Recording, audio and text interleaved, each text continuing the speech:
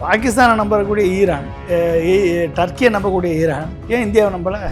இப்போ ராகுல் காந்தி கூட 2 நாட்கள் முன்பாகவே ஒரு ஸ்டேட்மெண்ட் கொடுத்திருந்தார். அதிர்ச்சிகரமான செய்திகள் வரப்போகுது, 5 மாநில தேர்தல் முடிந்தவோடு விலைவாசி உயர்வு ஏற்படும், நடந்துடும். அவர் தான் இன்னும் 1 வாரம் 10 நாள் ஓடிச்சுன்னு தாங்காத. அப்போ எலெக்ஷன் வரைக்கும் மூச்சு பிடிச்சி ஓட்டுவார். எலெக்ஷன் முடிஞ்ச உடனே நம்ம தலையில் வந்து பெட்ரோல் டீசல் விலையை ஏற்றி, கேஸ் எல்லாம் விலையை ஏற்றி, முதலமைச்சர் மு.க. ஸ்டாலின் சொல்வது போல மக்களை ப்ரிப்பேராக இருக்கிறத சொன்னது ஓகே, நீங்கள் ப்ரிப்பேராக இருக்கீங்களா? இல்லை ப்ரிப்பேர் இல்லை, மக்களை தான் ப்ரிப்பேர். பிரச்சனை இருந்தால் மக்கள் நம்ம பார்த்துக்கணும். இங்கே வந்து கடிக்க வருது, பயந்தவன்லாம் ஏன் மேலே வந்து படுத்து கொஞ்சம் இந்த மாதிரி பிரச்சனை இருந்தால் மக்கள் பார்த்துக்கணும். சக்ஸஸ் வந்தால் எல்லாமே விஸ்வகுரு தான் இங்கே லீடர்.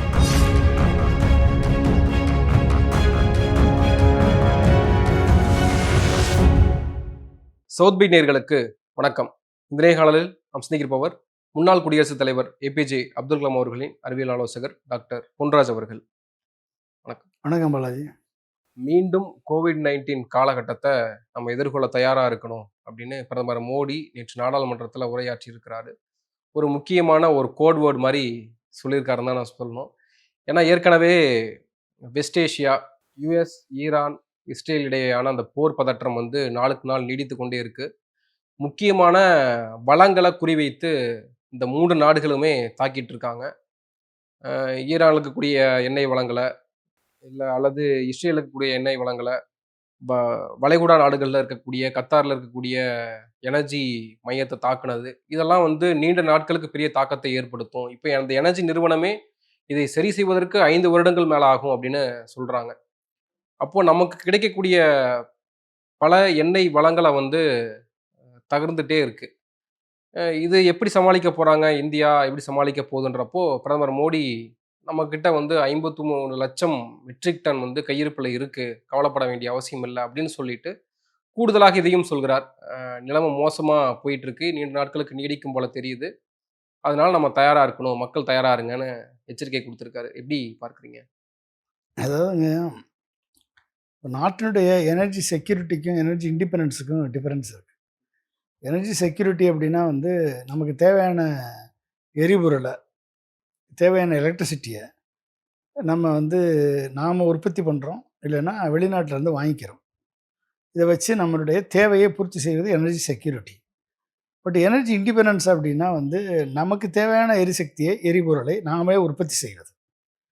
இந்த ரெண்டுக்கும் வித்தியாசம் இருக்கணும். இன்றைக்கி 2026 இருக்கும். 2005 டாக்டர் ஏபிஜே அப்துல் கலாம் அவர்கள் வந்து எனர்ஜி இண்டிபெண்டன்ஸ் பை 2030 என்ற ஒரு மிகப்பெரிய ஒரு விஷன் டாக்குமெண்ட்டை கவர்மெண்ட்டுக்கு கொடுத்தாரு, விஷனை கொடுத்தாரு.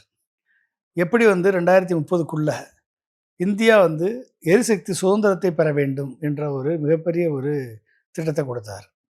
அந்த திட்டத்தை ஆளுகின்ற அரசுகள், அன்றைய இருந்த யூபிஏ கவர்மெண்ட்டு, மன்மோகன் சிங் கவர்மெண்ட்டு, காங்கிரஸ் கவர்மெண்ட்டு, அதுக்கு பிறகு வந்த நரேந்திர மோடி கவர்மெண்ட்டு, 2 கவர்மெண்ட்டுமே அந்த திட்டத்தை வந்து ஏறெடுத்து கூட பார்க்கல.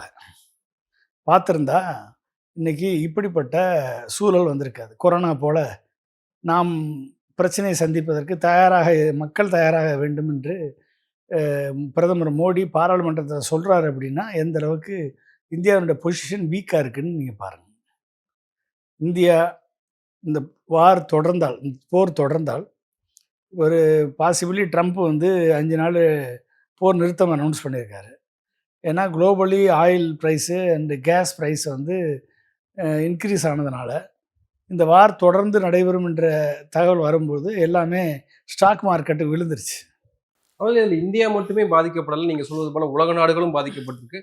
நம்ம பங்களாதேஷுக்கு நம்ம சில எரிபொருள் தேவையை பூர்த்தி செய்கிறோம் அப்படின்றப்போ இது இந்தியா மட்டுமே குறை சொல்ல முடியுமா? இந்திய அரசாங்கத்தை மட்டுமே குறை சொல்ல முடியுமா? அப்படி கிடையாது. உலகத்தில் எந்த நாட்டில் பிரச்சனை வந்தாலும் தன் நாட்டில் வந்து அந்த பிரச்சனையை தாங்கக்கூடிய சக்தியை உருவாக்குறது தான் ஒரு அரசியல் தலைவருக்குரிய பண்பு, அரசியல் தலைவருக்குரிய ஆளுமை. அப்போ வந்து எனர்ஜி இந்த போர் வரும், இந்த ஸ்ட்ரெய்ட் ஆஃப் ஹார்மஸ் க்ளோஸ் பண்ணப்படும், எவ்வளோ நாளைக்கு ஃபாசில் ஃபியூலை நம்பி நம்ம இருப்பது, இதெல்லாம் சிந்திக்கணும்ல. டாக்டர் கலாம் என்ன சொன்னார்? 2030 50க்குள்ளே ஃபாசில் ஃபியூலுடைய சப்ளை குறைஞ்சிக்கிட்டே வரும். 2050க்கு மேலே வந்து டோட்டலாக கேஸ் இருக்காது, ஆயில் இருக்காது, குரூட் ஆயில் இருக்காது, பெட்ரோல், டீசல் கிடைக்காது. அப்போ அதுக்கு உரிய வந்து 2030லேயே தயார் பண்ணி வைக்கணும்னு 20 வருஷத்துக்கு முன்னால் சொன்னார். அப்போ நீ ஒரு லாங் டேர்ம் விஷன் இல்லாமல் இன்றைக்கி இந்தியா ஷார்ட் டேர்மாக நீ சேவ் பண்ணிக்கலாம், ஷார்ட் டேர்மாக நம்ம மேனேஜ் பண்ணலாம். பட் லாங் டேர்மாக எப்படி பண்ண போகிறோம்? சப்போஸ் தொடர்ந்தால் ஈரான் வந்து இந்த போர் நிறுத்தத்தை ஏற்றுக்கொள்ளாமல் இந்த போர் தொடர்ந்தால், அமெரிக்கா இதில் மீண்டும் இந்த போரை வந்து ரெஸ்யூம் பண்ணால், எனர்ஜி இன்ஃப்ராஸ்ட்ரக்சர் எல்லாம் அமெரிக்கா அடித்து நொறுக்கினா, அப்போ நீங்கள் இப்போ சவுத்து பார்ஸில், ஈரானில் இருக்கக்கூடிய சவுத் பார்ஸில் 2 ரிஃபைனரியே வந்து இஸ்ரேலுடைய விமானங்கள் தாக்கி அடித்து விட்டது, ஏவுகணைகள். அதே மாதிரி அதுக்கு ரிட்டாலியேஷனாக, அதுக்கு பதிலடி தாக்குதலாக ஈரான் வந்து கத்தாரில் இருக்கக்கூடிய ராஸ் லபானை வந்து அதை அடித்து நொறுக்கிருச்சு. இது ரெண்டையுமே ரிவைவ் பண்ணுறதுக்கே 5 வருஷம், 6 வருஷம், 7 வருஷம் ஆகுமே. அப்போ மிகப்பெரிய ஆயில் கேஸ் ரிசர்வ் கொண்ட இந்த பகுதியை நீங்கள் வந்து பண்ணிட்டீங்க அப்படின்னா, இதனால் ஏற்படக்கூடிய விளைவுகள், அதனால் ஏற்படக்கூடிய தாக்கங்களை எப்படி நம்ம மேனேஜ் பண்ணுறது? அப்போ அதுக்கு தானே வந்து energy independence vision 2030 Abdul Kalam கொடுத்தார். இப்போ அதை நீங்கள் வந்து புறந்தள்ளிட்டு இன்றைக்கி வந்து பாராளுமன்றத்தில் கொரோனாவை எதிர்கொண்டது போல் நாம் எதிர்கொள்ள வேண்டும். அப்போ எல்லோரும் வந்து வீட்டில் கிடங்க, லாக்டவுனில் கிடங்க, ரோட்டில் பைக் ஓட்டாதீங்க, கார் ஓட்டாதீங்க, பஸ் பயணம் செய்யாதீங்க, கேஸுக்கு பதிலாக வந்து எலக்ட்ரிசிட்டி ஸ்டவ் யூஸ் பண்ணுங்கள், இல்லை வந்து வேறு ஏதாவது யூஸ் பண்ணுங்கள், விறகு யூஸ் பண்ணுங்கன்னு சொல்ல வர்றாரா? ஆனால் டொமஸ்டிக் கேஸுக்கு வந்து வீட்டு உபயோக கேஸுக்கு வந்து நாங்கள் முன்னுரிமை கொடுத்துக்கிட்டு இருக்கோம். அந்த விநியோகத்தை வந்து சீர் செய்வதற்கான நடவடிக்கையில் ஈடுபட்டு இருக்கோம். இது எப்படி சரி செய்யலாம்? டிப்ளமேட்டிக்காக வந்து உலக நாடுகள் எப்படி ஹேண்டில் பண்ணுறது? ஈரான்லேருந்து ஸ்ட்ரெய்ட் ஆஃப் ஹார்மஸ் வழியாக இந்தியாவுக்கு வரக்கூடிய எரிபொருளை வந்து எப்படி பிரச்சனை இல்லாமல் கொண்டு வர்றது? இதெல்லாம் நாங்கள் வந்து முக்கியத்துவம் கொடுத்து பார்த்துக்கிட்டு இருக்கோம்னு சொல்கிறாருல்ல. முக்கியத்துவம் கொடுத்து பார்த்துட்ருக்கீங்க. ஈரான் அனுமதிக்கலைன்னா? ஏற்கனவே இஸ்ரேல் பிரதமர் நெட்டன்யாகு என்ன சொன்னார்? இந்த போரில் இஸ்ரேல் பக்கமும் அமெரிக்கா பக்கமும் நின்ற நரேந்திர மோடிக்கு நன்றி சொன்னாரா இல்லையா? ஈரான் வந்து நமக்கு ஸ்ட்ரெய்ட் ஆஃப் ஹார்மஸில் இந்திய கப்பல்களை அனுமதிக்குதுன்னா காரணம், ஒட்டுமொத்த இந்திய மக்களும் வந்து ஈரான் மேலே ஒரு பரிவோட, பாசத்தோட, ஈரான் மக்கள் படக்கூடிய வேதனையை நம்ம ஷேர் பண்ணுறதுனால, ஈரான் வந்து இந்திய மக்களுக்காக நாங்கள் வந்து இந்திய கப்பல்களை அனுமதிக்கிறோம்னு சொல்கிறார்கள் ஒழிய, மோடியினுடைய ராஜதந்திர ஃபெயிலியருக்கு பழி வாங்கணும்னு நினச்சாங்கன்னா இந்திய கப்பல் அனுமதிக்கப்படாது. அப்படிப்பட்ட சூழலை உருவாக்கி வச்சது யார்? மோடி தானே. இதே மோடி தானே. ஆனால் எல்லா பக்கமும் பேசுகிறாரு. வந்து இன்றைய தலைவர், ஈரான் தலைவர்கிட்டையும் மோடி பேசுகிறாரு. என்ன பேசுகிறார்? வாழ்த்து சொல்கிறார், ரமலான் வாழ்த்து சொல்கிறார். ரமலான் வாழ்த்து சொல்லுவார், இவர் எல்லாத்துட்டையும் வாழ்த்து சொல்லுவார், போய் கட்டி பிடிப்பார். அதனால் என்ன ஒர்க் அவுட் ஆகிருக்கு சொல்லுங்கள். இன்றைக்கி பாகிஸ்தானும், டர்க்கியும், ஈஜிப்டும், ஓமனும் இன்றைக்கி வந்து அமெரிக்காவுக்கும் இஸ்ரேலுக்கும் ஈரானுக்கு இடையில் ஒரு ஒரு பேச்சுவார்த்தைக்கு உதவுறாங்க.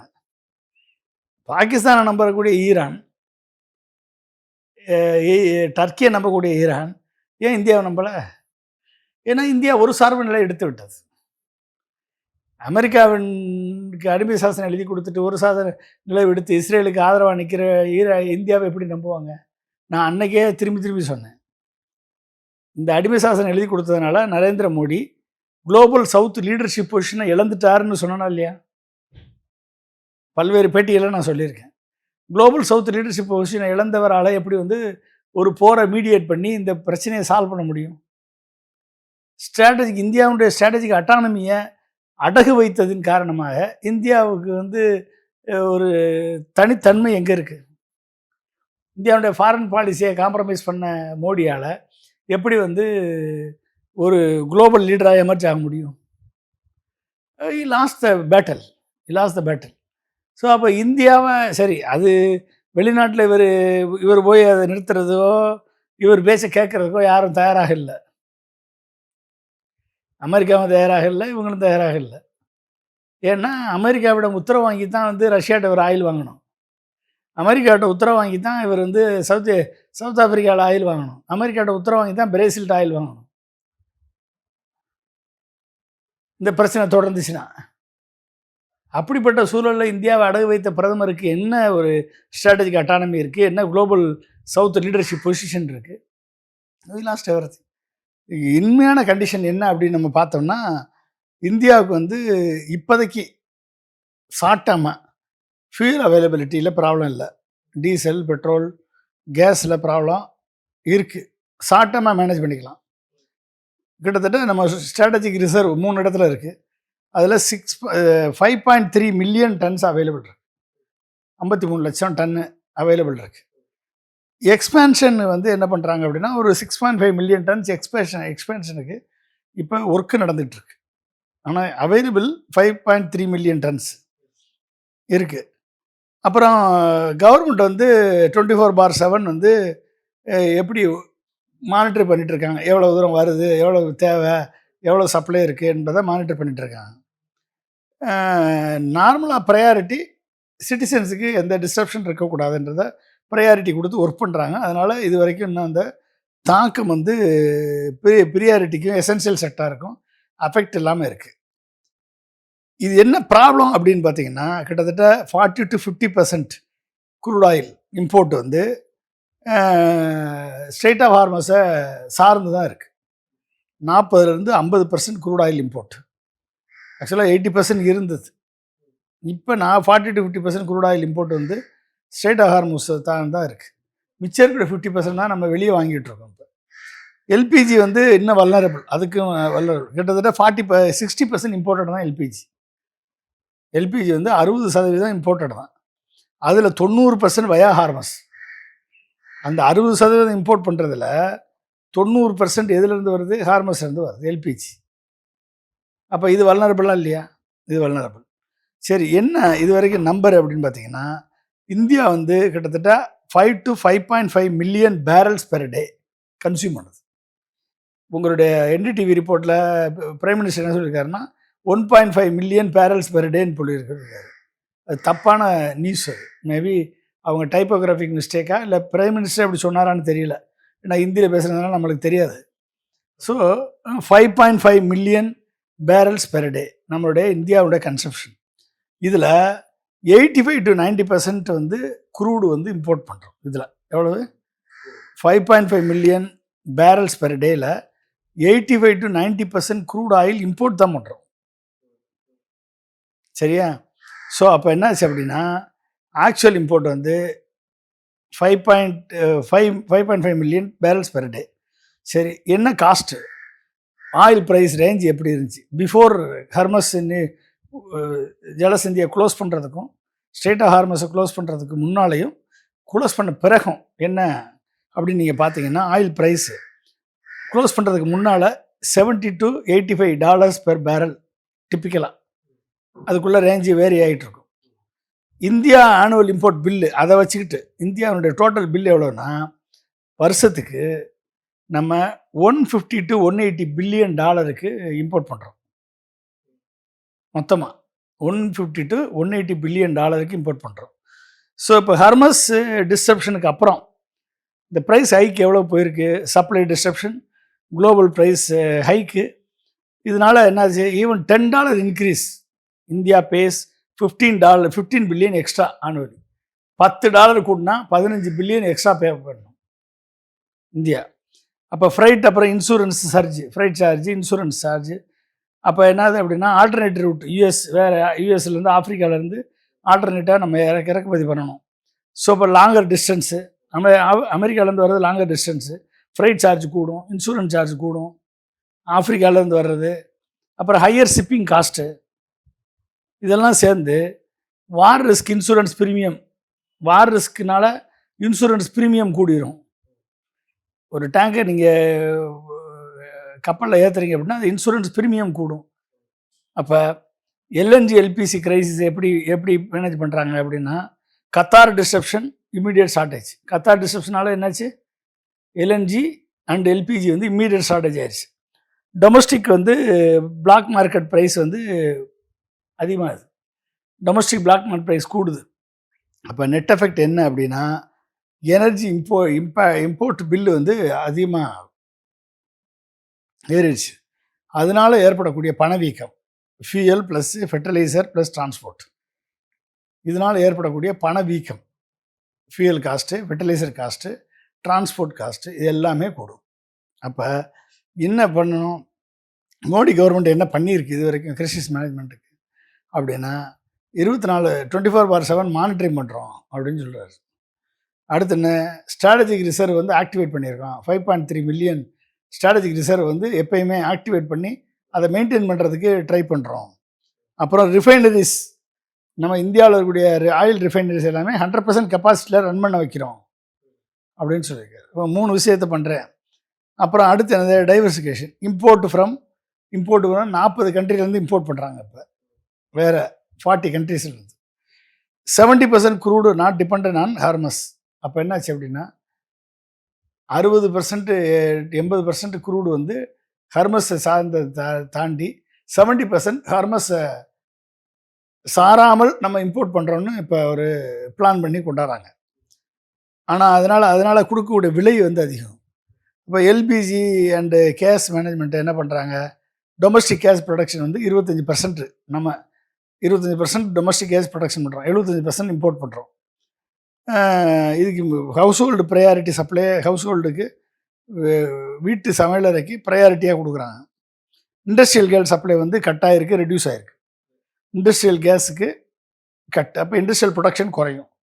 இண்டஸ்ட்ரியல் ப்ரொடக்ஷன் குறைஞ்சி அப்படின்னா அங்கே வந்து பணவீக்கம் ஏற்படும், விவசாயிகள் பாதிக்கப்படும். விவசாயம் பாதிக்கப்படும். ஆமாம், இருக்காது. ஃபெர்டிலைசர் குறையும், ஃபெர்டிலைசர் உற்பத்தி குறையும், இண்டஸ்ட்ரியல் உற்பத்தி குறையும். அப்போ வந்து வேலை இழப்பு ஏற்படும். ஸோ இது எல்லாமே நடக்கும்.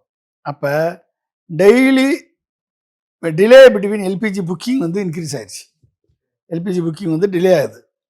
அடுத்து ஆன்டி ஹவுடிங் மெஷர்ஸ், அது வேறு, பதுக்கல் நடவடிக்கையை தடுப்பதற்குரிய மெஷர் எடுத்திருக்காங்க. அப்புறம் மானிட்டரிங் ஷிப்ஸ் இன் கல்ஃபில் வரக்கூடிய ஷிப்ஸ் எல்லாம் மானிட்டர் பண்ணுறாங்க. Emergency evacuation plans for tankers அப்படின்னு போடுறாங்க. எப்படி டேங்கரை எவாக்குவேட் பண்ண போகிறாங்க, சிக்கலில் மாட்டிக்கிச்சு அப்படின்னா அப்படின்றது தெரியல. ஸோ இதெல்லாம் வந்து ப்ராப்ளம். இப்போ வல்னரபிலிட்டி என்ன இருக்குது அப்படின்னா, ஈவன் ஆஃப்டர் இம்ப்ரூவ்மெண்ட், இத்தனை இம்ப்ரூவ்மெண்ட்டுக்கு அப்புறமும் 85% இம்போர்ட் டிபெண்டன்ஸ் தான். 85% நம்ம இறக்குமதியை சார்ந்து இருக்கிறோம். அப்போ heavy reliance on middle east oil, அப்புறம் Qatar gas. Limited LPG strength 20 நாள்லேருந்து 25 நாளைக்கு தான் வரும்.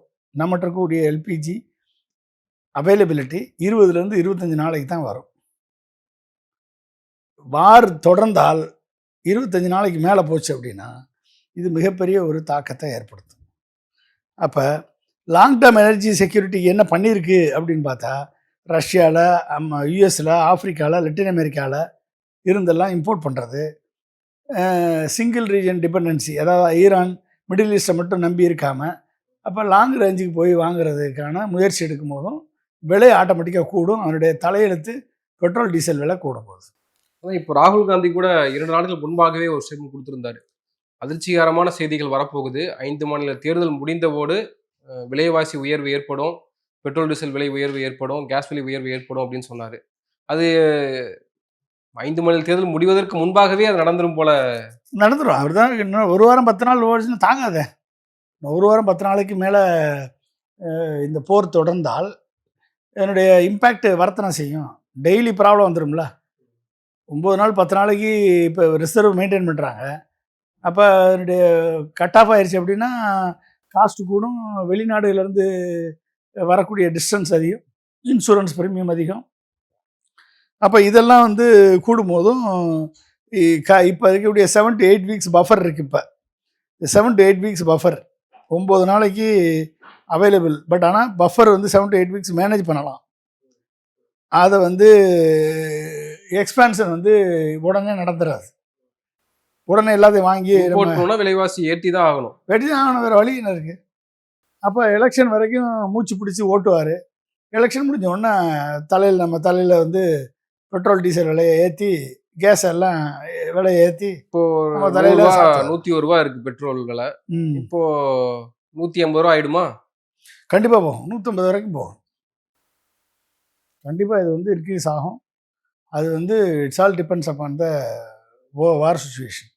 அப்போ இது என்ன பண்ணியிருக்கணும்? அப்போ என்ன பண்ணியிருக்கணும்? நம்ம 60 மில்லியன் டன்னு வருஷத்துக்கு உற்பத்தி பண்ணக்கூடிய பயோஃபியூல் உற்பத்தி பண்ணுற கெப்பாசிட்டி இருக்குது. 20% எத்தனால் பண்ணியிருந்தா 6 கோடி ஹெக்டேர்ஸில் 6 கோடி விவசாயிகள் பலன் பெற்றிருப்பாங்க. ஜெட்ரோபா பயோஃபியூல் வந்துருந்துச்சுன்னா நம்மளுடைய டிபெண்டன்சி 65% வெளிநாட்டுடைய இம்போர்ட் வந்து சார்ந்து இருக்கிற டிபெண்டன்சி குறைஞ்சிரும். 20% எத்தனாலை வந்து 2020 அச்சீவ் பண்ணியிருக்கணும். நம்ம இது வரைக்கும் 7லேருந்து 12% கூட அச்சீவ் பண்ணல. 20% எத்தனால் மிக்சிங். இப்போ எத்தனால் மிக்சிங் பண்ணியிருந்தால் sugarcane farmers, maize farmers benefit அடைஞ்சிருப்பாங்க. அதுவும் பண்ணலை. 20% எமல்சிஃபிகேஷன் பண்ணியிருந்தால் டீசலையும் வாட்டரையும் மிக்ஸ் பண்ணி எமல்சிஃபிகேஷன் ப்ரூவ் பண்ண டெக்னாலஜி இங்கே டாக்டர் கோபாலகிருஷ்ணன் ஒருத்தர் இஸ்ரோவுக்கு சயின்டிஸ்ட், அவர் இஸ்ரோவுக்கு இப்போ சிஸ்டம் பண்ணி கொடுத்தவர். அவர் பண்ணியிருக்கார் ஹைட்ரோ டிரைவ்ன்ற ஒரு எமல்சிஃபிகேஷன் டெக்னாலஜி. லாரியில், காரில், பஸ்ஸில், ஆட்டோவில், பாய்லர் சிஸ்டத்தை எல்லாத்தையுமே எமல்சிஃபிகேஷனில் ஒர்க் பண்ண வச்சுருக்காரு, சென்னை சேர்ந்தவர். இந்த டெக்னாலஜியை மூடிட்டான் எல்லோரும் பெட்ரோலியம் லாபின்னு சேர்ந்து. அதெல்லாம் இன்டகிரேட் பண்ணியிருந்தா எத்தனால், எமல்சிஃபிகேஷன், பயோஃபியலை கொண்டாந்துருந்தா இன்றைக்கி நம்ம வந்திருக்கலாம். இதுக்கு அடுத்து எலக்ட்ரிக்கல் வெஹிக்கிள், ஹைட்ரஜன் எனர்ஜி, இதுக்கு அடுத்து நியூக்ளியர் எனர்ஜியில் நம்ம ஆல்ரெடி வந்து தோரியம் ஆஸ் அ ரிசோர்ஸாக வந்து இஸ் நாட் அ ஃபியூயல் ரிசோர்ஸ்ன்னு சொல்லி டிக்ளேர் பண்ணியிருக்கு சென்ட்ரல் கவர்மெண்ட்டு. ஒரு மிகப்பெரிய ஒரு அநீதியை இழைத்திருக்கிறது. தோரியமில் ஹெவி வாட்டர் பிளான்ட்டில் தோரியம் யூஸ் பண்ணி யுரேனியம் 233 எடுத்தாச்சு. நம்ம விஞ்ஞானிகள் சக்ஸஸ்ஃபுல்லாக பண்ணி காமிச்சிட்டாங்க. அதை கமர்ஷியல் கிரேடாக பண்ணுறதுக்கு சில சேலஞ்சஸ் இருக்குது. அந்த சேலஞ்சஸுக்கு தேவையான R&D ஃபண்டிங்கை ஒழுங்காக கொடுத்துருந்தா, கடந்த 10 ஆண்டுகளில் கொடுத்துருந்தா நேரம் அதை முடிஞ்சிருக்கும் அந்த வேலை. ஏன்னா அடுத்த 250 ஆண்டுகளுக்கு நியூக்ளியர் எனர்ஜி நம்மளுக்கு வந்து நியூக்ளியர் எனர்ஜி வந்து ஒரு மிகப்பெரிய ஒரு ஆயில் எக்கானமி மாதிரி நியூக்ளியர் எனர்ஜி வந்து ஒரு க்ளீன் எனர்ஜி ப்ரோக்ராமாக நம்மளுக்கு மாறி இருக்கும். ஸோ அதை கோட்டை விட்டுட்டு இன்றைக்கி SMRக்கு போயிட்டுருக்காங்க. அப்போ ஸ்மால் மாடுலர் ரியாக்டருக்கு அது ப்ரைவேட்டைஸ் பண்ணி கொண்டு போகிறாரு. அப்போ நம்மளுடைய energy policy, energy independence policy adopt பண்ணாமல் எனர்ஜி செக்யூரிட்டியை நோக்கி ஓடிட்டுருக்கிறதுனால இந்த பிரச்சனைகள் முதல்லாம் நம்ம வந்து ஷார்ட் டேர்ம் மெஷர்ஸ் எடுத்து சால்வ் பண்ணிட்டு போகிறோம். லாங் டேர்மாக நம்ம வந்து வல்னரபிளாக இருக்கோம். முதலமைச்சர் மு.க. ஸ்டாலின் சொல்வது போல மக்களை ப்ரிப்பேராக இருக்கிறது சொன்னது ஓகே, நீங்கள் ப்ரிப்பேராக இருக்கீங்களா? இல்லை ப்ரிப்பேர் இல்லை. மக்களை தான் பிரச்சனை இருந்தால் மக்கள் நம்ம பார்த்துக்கணும். அதாவது சிங்கம் வந்து கடிக்க வருது, பயந்தவன்லாம் என் மேலே வந்து படுத்துக்கொஞ்சம் மாதிரி, சரியா? அது மாதிரி. அதனால் வந்து பிரச்சனை வந்தால் மக்கள் பார்த்துக்கணும். சக்ஸஸ் வந்தால் எல்லாமே விஸ்வகுரு தான் இங்கே லீடரு. எப்படிப்பட்ட தலைமையில் வச்சுருக்கோம் நம்ம, உருப்படாத தலைமையில் வச்சுக்கிட்டு என்ன பண்ணுறது? நன்றி சார், நன்றி. நிறைய விஷயங்கள் தெளிவுபடுத்திருக்கீங்க. உங்கள் நேரத்துக்கு மிக்க நன்றி. நன்றி, தேங்க்யூ.